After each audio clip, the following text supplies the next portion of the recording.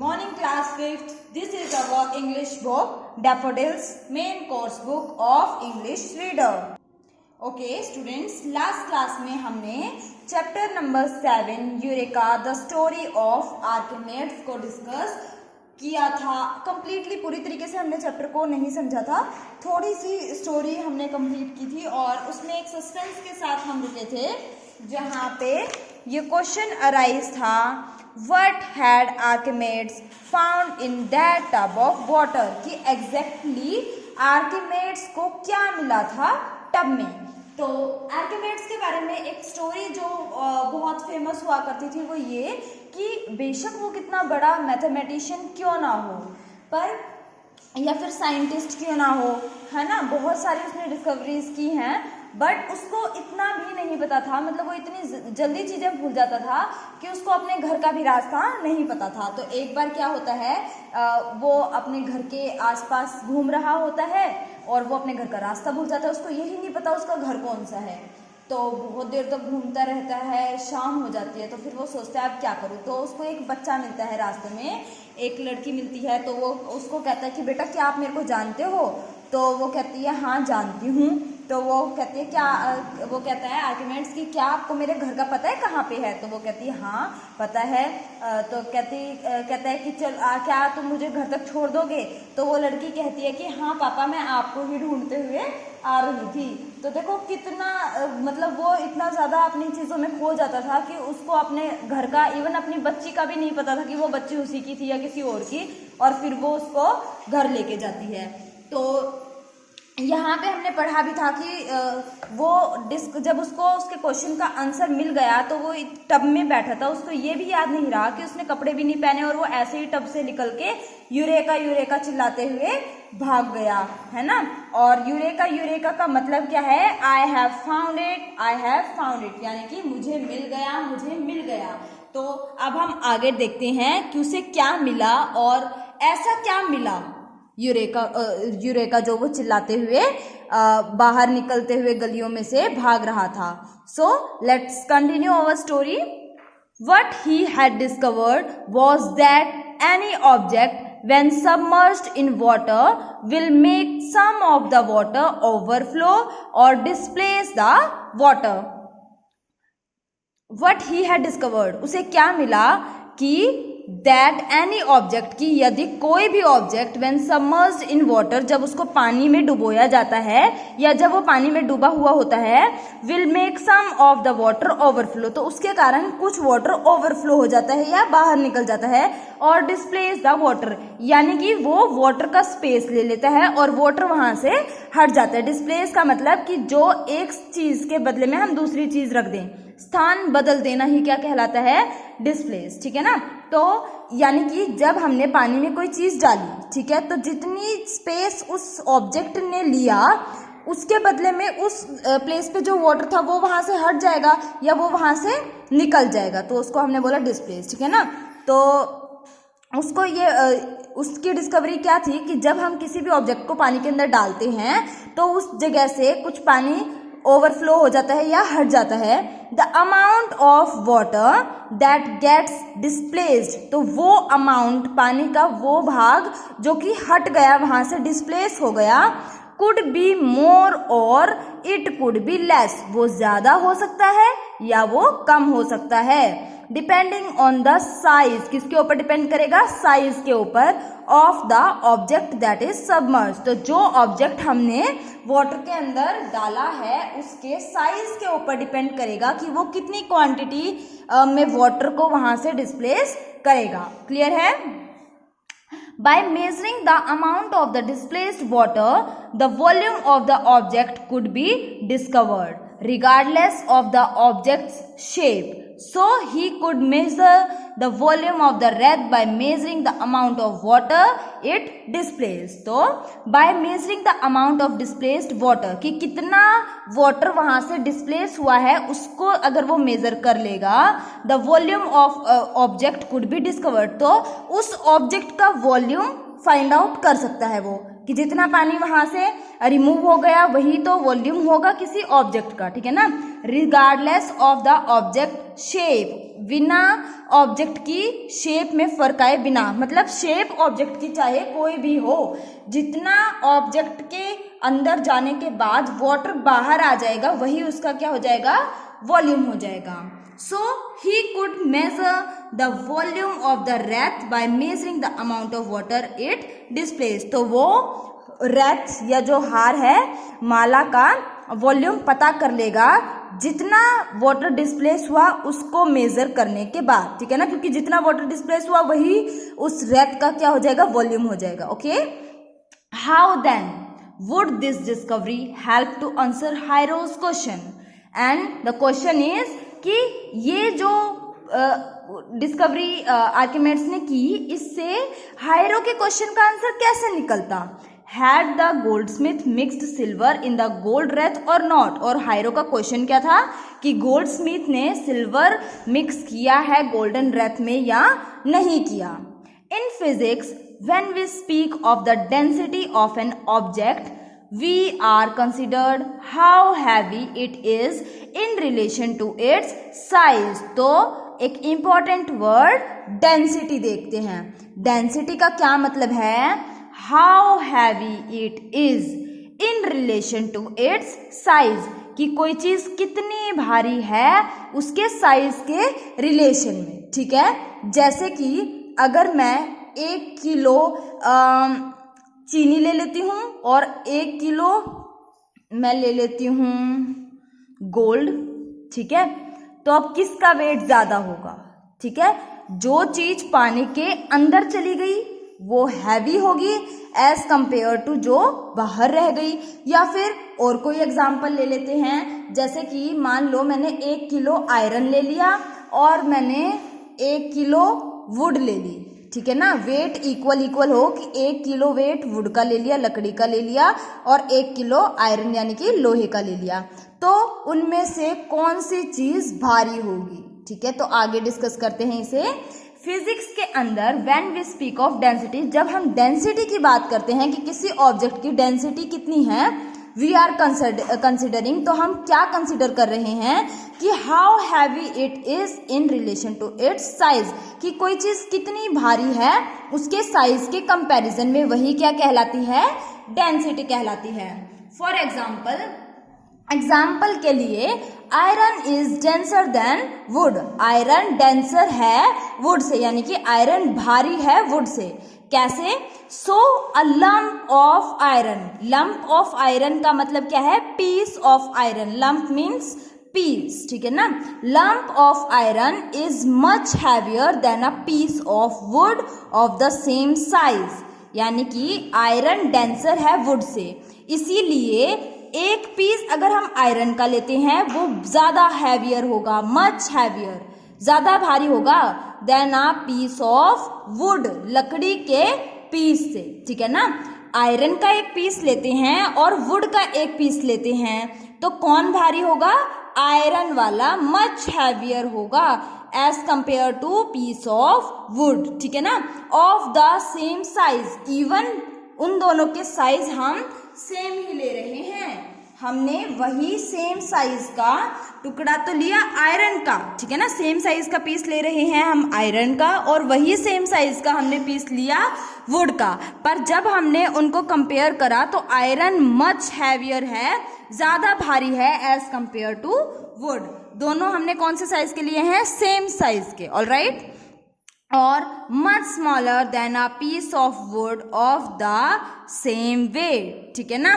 तो वो क्या कह रहा है, पीस ऑफ वुड और पीस ऑफ आयरन का साइज सेम है, पर आयरन का जो पीस है वो ज्यादा भारी है पीस ऑफ वुड से, और much smaller than a piece of wood of the same wait.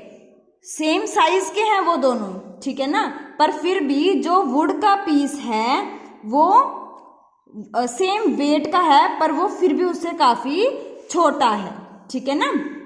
आगे चलते हैं। If you were to put a lump of iron and a piece of wood both weighing the same into water, the wood which will be larger and therefore will take up more space, will cause more water to displace than the denser, smaller lump of iron.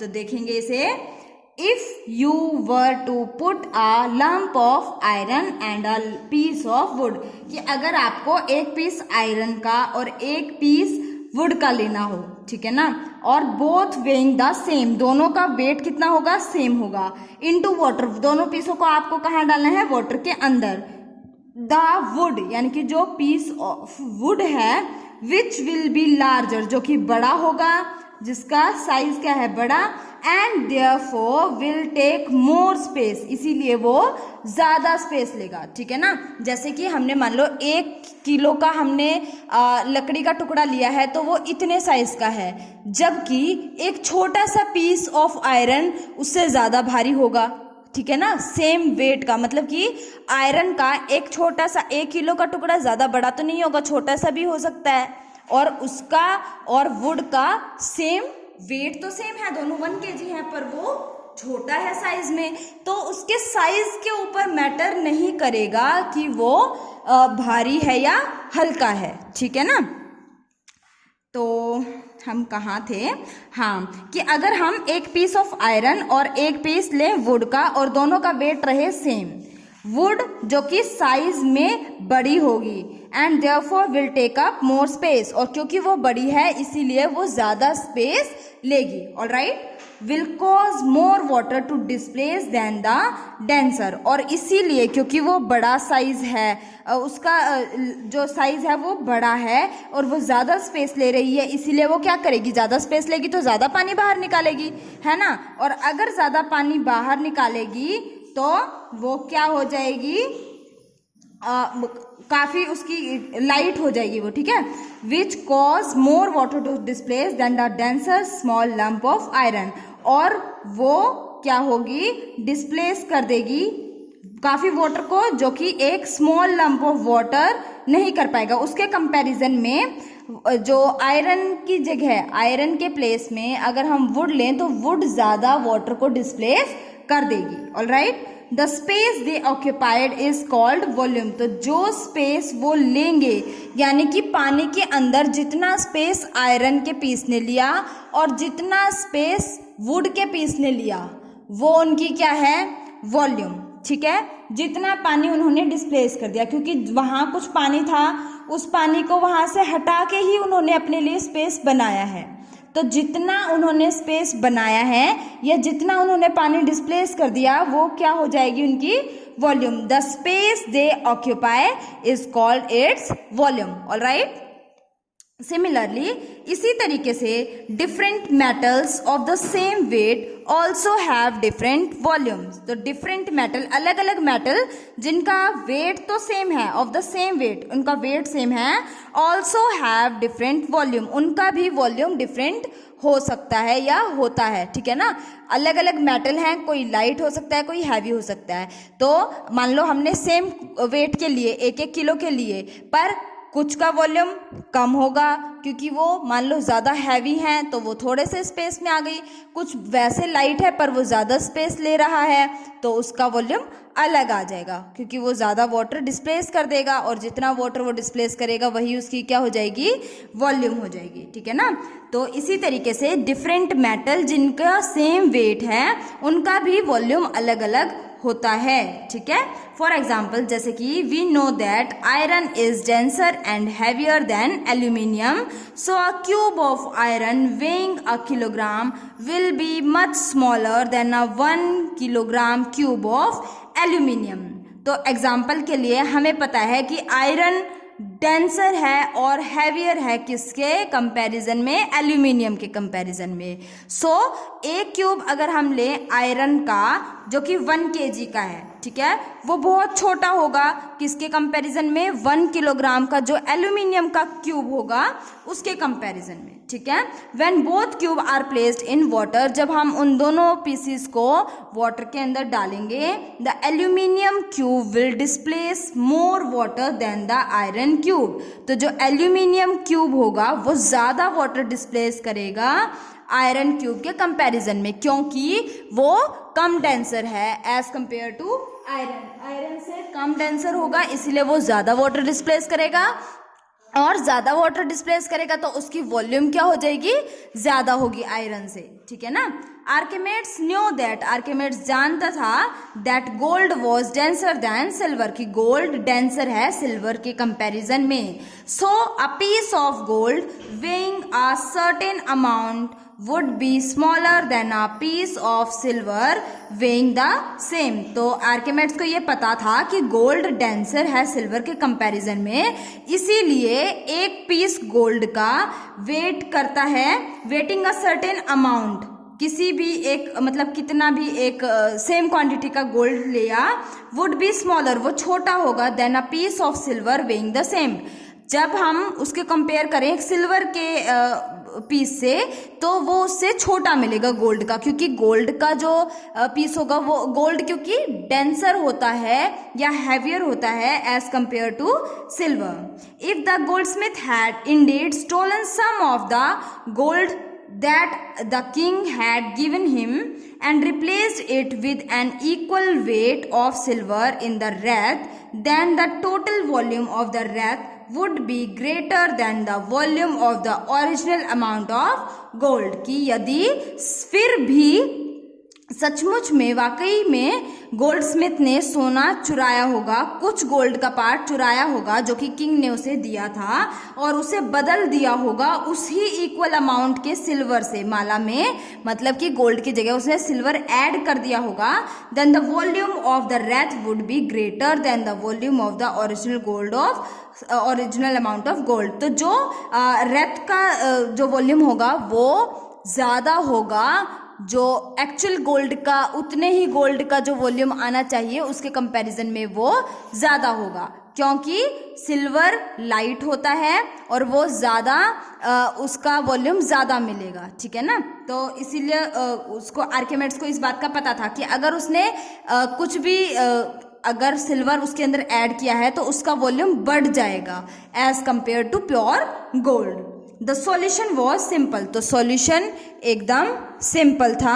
आर्किमेड्स just had to compare the volume of the wreath to the volume of the amount of gold that Hiero had given the goldsmith. तो जो हायरो की problem है अब उसका solution आसान हो गया था।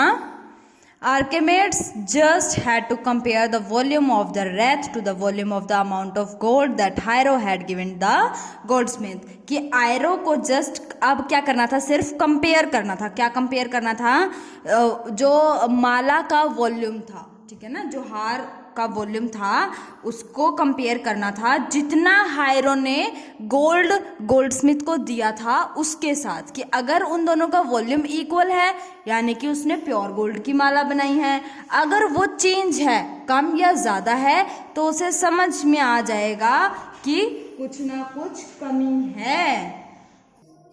तो आगे देखते हैं। First, Archimedes took two identical bowls and placed each bowl in the middle of two large vessels. He then filled each bowl with water to the brim. सबसे पहले Archimedes took two identical bowls। तो सबसे पहले आर्किमेड्स ने दो identical होता है same, तो दो सेम बाउल्स लिए and placed each bowl in the middle of two large vessel. Vessel हम बोलते हैं बर्तन को, तो दो बड़े बर्तनों के बीच में दो बाउल उसने रख दिए। He then filled each bowl with water to the brim, और उसके बिल्कुल टॉप तक, ठीक है ना, बाउल के टॉप तक उसने वाटर फिल कर दिया, बिल्कुल ऊपर तक उसे भर दिया है। Then he took a lump of gold and a lump of silver, each weighing exactly the same as the wreath, and gently lowered them into each bowl. फिर उसने एक लंप ऑफ गोल्ड यानी कि एक पीस गोल्ड का लिया और एक पीस लिया सिल्वर का। दोनों का वेट एग्जैक्टली सेम था, बिल्कुल इक्वल वेट के लिए एज द रेथ एंड, जैसे कि माला का जो वेट था बिल्कुल सेम वेट के गोल्ड लिए और सेम वेट का ही सिल्वर लिया। And gently lowered them into each bowl, gently मतलब आराम से, और फिर धीरे धीरे उसको बाउल के अंदर उसने छोड़ दिया।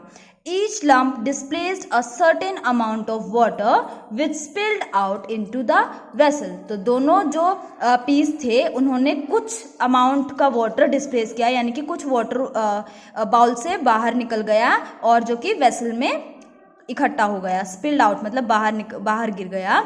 Archimedes measured the displaced water carefully and just as he had thought, the silver had displaced more water than the gold. और आर्किमेड ने दोनों को ध्यान से मेजर किया, जैसा कि उसने सोचा था कि जो सिल्वर है वो ज़्यादा पानी डिस्प्लेस करेगा गोल्ड से, तो वैसा ही हुआ और उसने वैसे नोट कर लिया।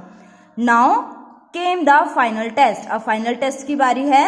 आर्किमेड्स refilled both of the identical bowls with water again, and this time he gently lowered the lump of gold which weighted exactly the same as the wreath into the first bowl and the wreath itself into the second। तो अब final test का time था। आर्किमेड ने दोबारा से दोनों same bowls को fill किया वाटर के साथ एंड दिस टाइम, और इस बार उसने जेंटली एक के अंदर तो डाला गोल्ड का पीस जिसका वेट बिल्कुल सेम था माला जितना, और दूसरे में डाला the Wraith into the first ball and the Wraith itself into the second, और दूसरे में वो माला ही उसने डाल दी। ठीक है। If the wreath was made of pure gold, अगर माला प्योर गोल्ड से बनी हुई थी, it would displace exactly the same amount of water as the lump of gold in the first bowl regardless of their difference in shape। तो अगर माला सच में pure gold से बनी हुई थी तो it would displace exactly the same amount of water, तो वो उतने ही अमाउंट का वाटर रिलीज करती as the lump of gold in the first bowl, जितना कि फर्स्ट बाउल के अंदर गोल्ड था। ये बिना इस बात को ध्यान में रखे हुए कि उनका शेप कैसा है, कितनी ही सुंदर बनी है, पर उसकी जो क्वांटिटी है वो तो सेम है ना, इसीलिए वो बिल्कुल सेम वाटर को डिस्प्लेस करते। If the wreath was an alloy of gold and silver or any other metal, alloy क्या होता है? मिक्सचर होता है टू और मोर मेटल्स का, दो या दो से ज़्यादा मेटल्स जब इकट्ठा कर दिए जाते हैं तो उन्हें हम बोलते हैं गोल्ड, अलॉय। अगर जो रेथ है वो अलॉय है गोल्ड का और सिल्वर का या किसी और मेटल का, the amount of water displaced would be different, तो जितना अमाउंट वाटर डिस्प्लेस होगा वो अलग होगा। ठीक है ना, डिफरेंट होगा। Archimedes found that the wreath did indeed displace more water than the lump of gold of the same weight। तो आर्किमेड ने ये पाया कि जो रेथ थी did indeed displace more water, उसने ज़्यादा पानी डिस्प्लेस किया than the lump of gold, जितना कि सोने के पीस ने उसी वेट के ने किया। ठीक है। प्रूविंग दैट, ये साबित हो गया, no matter how beautifully crafted it was, कि कितना सुंदर तरीके से उसे बनाया गया है, the wreath was not made of pure gold, जो माला थी वो शुद्ध सोने से नहीं बनी थी। And that the goldsmith had cheated King Hiero, और ये भी साबित हो गया कि गोल्ड स्मिथ ने राजा को या हायरो को चीट किया है, धोखा दिया है। The goldsmith was summon to the court and punished for his deed, तो गोल्ड स्मिथ को कोर्ट आने के लिए निर्देश दिए गए। समन होता है जो ऑफिशियली या कानूनी कार्यवाही के लिए आपको जब कोर्ट में बुलाया जाता है तो उसे समन बोला जाता है। ठीक है ना। Invitation from court is known as summon, और उसको पनिश किया गया। डीड होता है कर्म, यानी कि जो भी उसने एक्टिविटी की, एक्शन लिए, उसके लिए उसको कोर्ट में बुलाया गया, पेश किया गया। रिटन बाय मानी मेहरा, तो ये किसने लिखा है? मानी मेहरा ने। तो ये हुआ हमारा चैप्टर कंप्लीट। अब हम इसकी बैक एक्सरसाइज डिस्कस कर लेते हैं। फर्स्ट क्वेश्चन देखेंगे, choose the correct option. First is Syracuse was at war with dash city.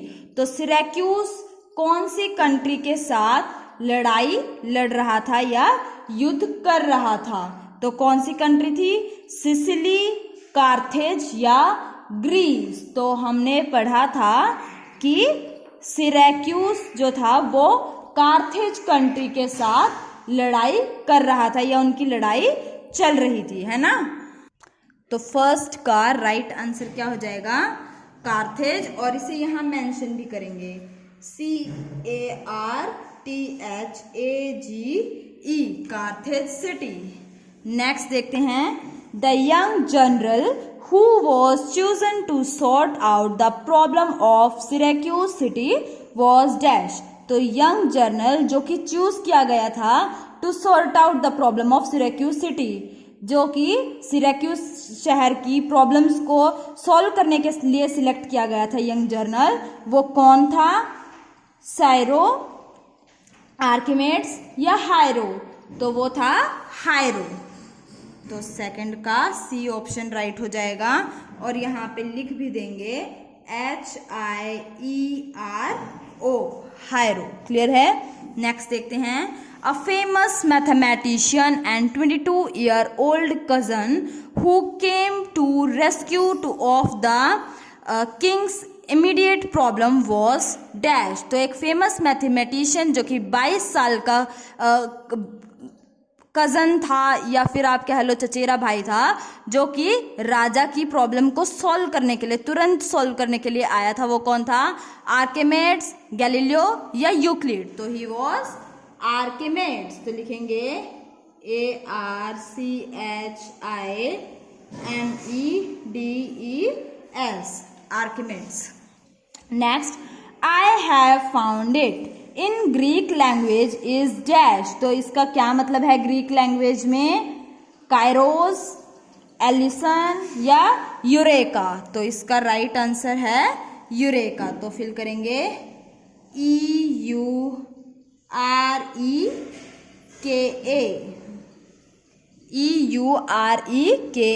Eureka. Next देखते हैं, राइट T फॉर ट्रू और F फॉर फॉल्स स्टेटमेंट। तो सही के लिए T लिखेंगे और गलत के लिए F लिखेंगे।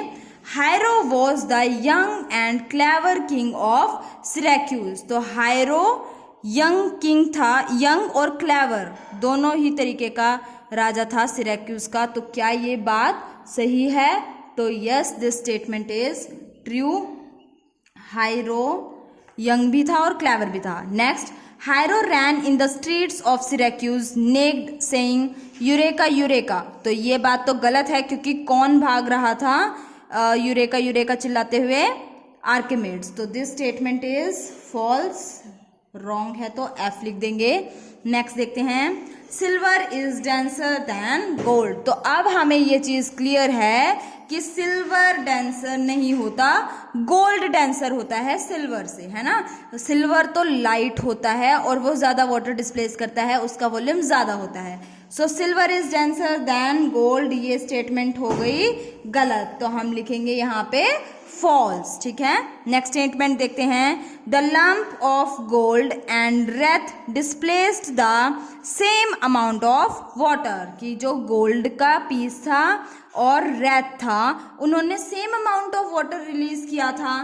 तो ये बात गलत है। दोनों का जो वाटर का डिफरेंस था, वो डिफरेंस था उन दोनों के वाटर के डिस्प्लेस होने में। तो ये स्टेटमेंट भी हो जाएगी फॉल्स। ठीक है। नेक्स्ट स्टेटमेंट देखते हैं, द रेत was not made of pure gold. तो क्या ये बात ठीक है? तो हाँ, रेत प्योर गोल्ड से नहीं बनी हुई थी, उसके अंदर सिल्वर का यूज किया गया था।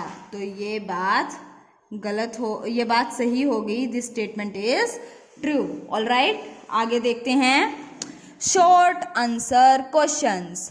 What did Hiero do after winning the war. तो क्या किया उसने? हायरो टुक कंट्रोल ऑफ सिरैक्यूज, उसने सिरैक्यूज को कंट्रोल किया। तो लिखते हैं हायरो took control of सिरैक्यूज था एक second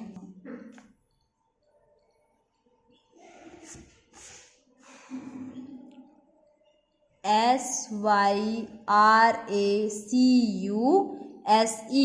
हायरो took the control of Syracuse और एंड किक्ड और उसने क्या किया, किक कर दिया था सभी लीडर्स को, kicked out the useless leaders who had been fighting amongst themselves.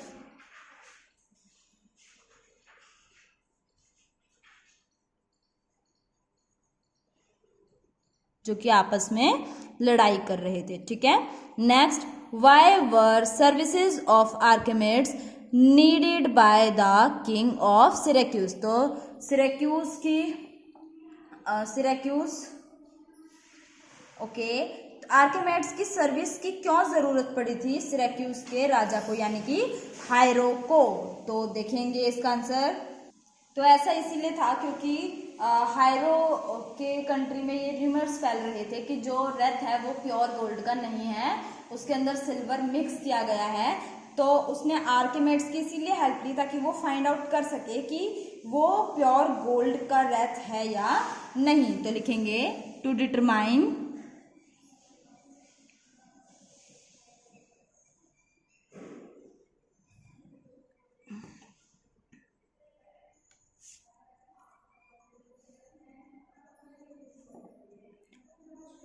if the wreath was of pure gold और नॉट, कि वो असली शुद्ध सोने से बनी है या नहीं बनी, ठीक है। नेक्स्ट क्वेश्चन देखते हैं। What did Hiero do to express his gratitude towards the god? तो उसने क्या किया, वो एक रथ उनके प्रति चढ़ाना चाहता था। तो लिखेंगे Hiero wanted to present a wreath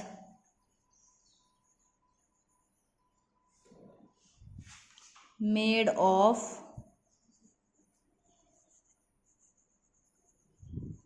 pure gold to the gods in his favorite temple. Clear है कि वो अपने फेवरेट मंदिर में भगवानों को आभार प्रकट करने के लिए क्या चढ़ाना चाहता था, प्योर गोल्ड की माला। क्लियर है। आगे देखते हैं नेक्स्ट क्वेश्चन। पहले हम थर्ड क्वेश्चन कर लेते हैं, फिर इसमें स्पेस के लिए देखेंगे कैसे करना है। Answer the following questions with reference to context. तो ये जो यूरेका गिवन है, इसके अंदर से ही क्वेश्चन पूछे गए हैं। तो यूरेका का मतलब होता है मैंने ढूंढ लिया, ग्रीक के अंदर है ना, कि मुझे मिल गया। तो देखेंगे who is the speaker of this line. तो किसने बोली थी, आर्किमिड्स ने। तो लिखेंगे the above line was spoken by Archimedes, ठीक है। Next, what had the speaker found, क्या मिल गया था, तो प्रॉब्लम का सॉल्यूशन मिल गया था हायरो की। तो लिखेंगे Archimedes had discovered the solution to the problem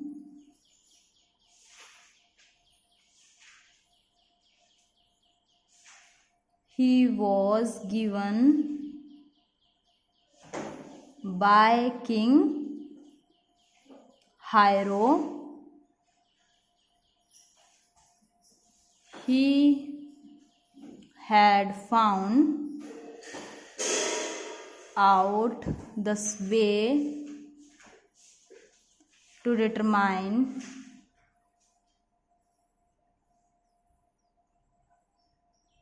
whether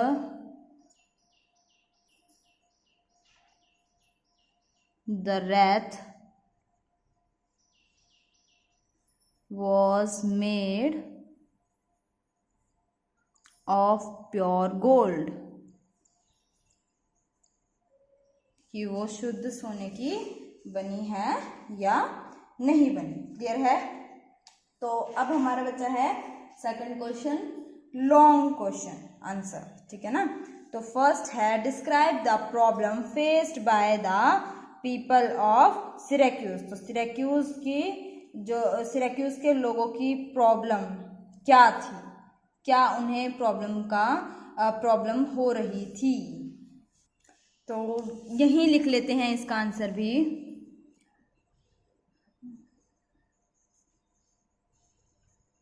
साइरक्यूस was at war, लड़ाई चल रही थी वहां पे, with the city of Carthage for nearly 100 years, and it was losing the battle.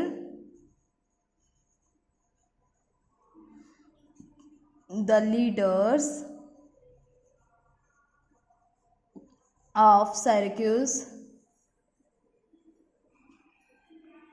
ऊपर लिखेंगे, were fighting amongst themselves for power, due to which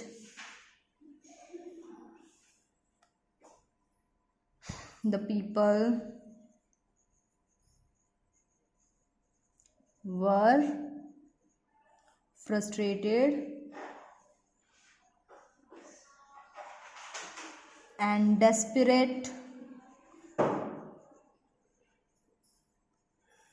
for a solution.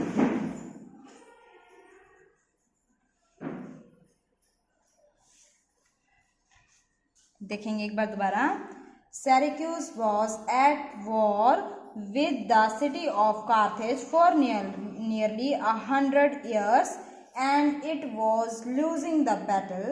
The leader of Syracuse were fighting amongst themselves for power, due to which people were frustrated and desperate for a solution. Clear है? Next question देखते हैं। How was the Goldsmith found guilty. तो इसका answer क्या होगा? Goldsmith की गलती के बारे में कैसे पता लगा?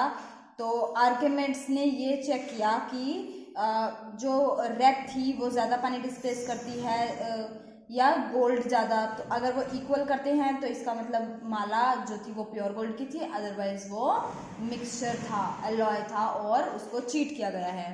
तो लिखेंगे Archimedes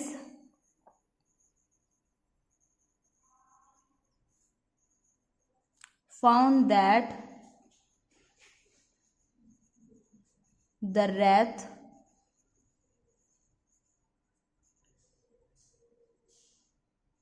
displaced more water than the lump of gold of the same weight. This proved that the wreath was not made of pure gold. Clear है? Archimedes had discovered the solution of the problem he was given by King Hiero. He had found out the way to determine whether the wreath was made of pure gold. ठीक है, तो ये था हमारा इसका answer. अब आपका homework क्या रहेगा? ठीक है, आप एक बार जो क्वेश्चंस नहीं किए हैं या जो गलत हो गए हैं उनको मैच कर लेंगे, उन्हें ठीक करेंगे। नेक्स्ट क्लास में हम वोकैबुलरी सेक्शन और ग्रामर सेक्शन को डिस्कस करेंगे। All right, so thank you and have a nice day.